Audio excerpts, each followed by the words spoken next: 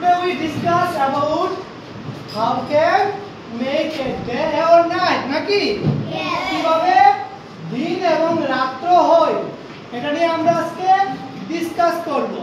আচ্ছা, আর্থ এবং সানের মধ্যে কে রাউন্ড করে? সান কি রাউন্ড করে? না। তাহলে কে রাউন্ড করে? আর্থ। আচ্ছা, আর্থ যখন রাউন্ড করে সান তখন স্থির থাকে নাকি? সান থেকে কি বের হয়? লাইট বের হয়। লাইট বের হয়।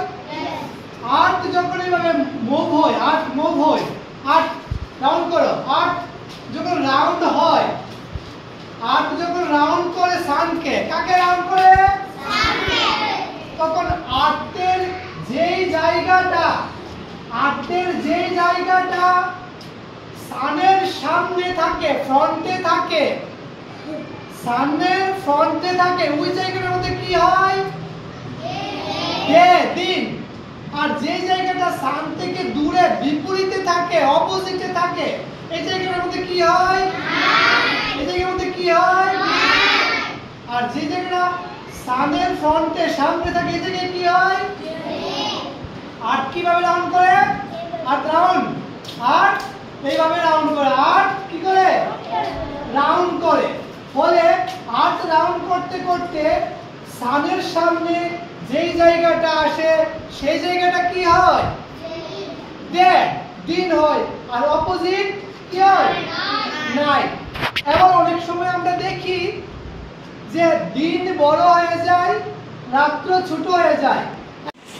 Now we see how can make summer and winter.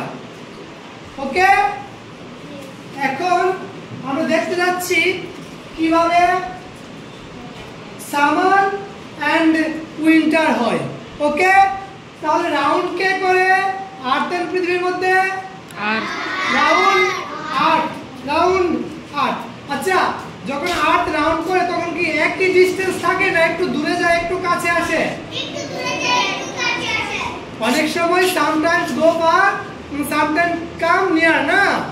অনেক সময় কাছে আসে, দূরে আসে, দূরে আসে। যখন পৃথিবী সূর্যের চারদিকে ঘুরতে ঘুরতে কাছে আসে, সূর্যের কাছে আসে, তখন কি সিজন হয়? তখন সামার, গ্রীষ্ম। আর যখন দূরে চলে যায় ঘুরতে ঘুরতে, তখন কি হয়? উইন্টার সিজন হয়। তখন কি হয়? উইন্টার সিজন হয়। তো টুডে আমরা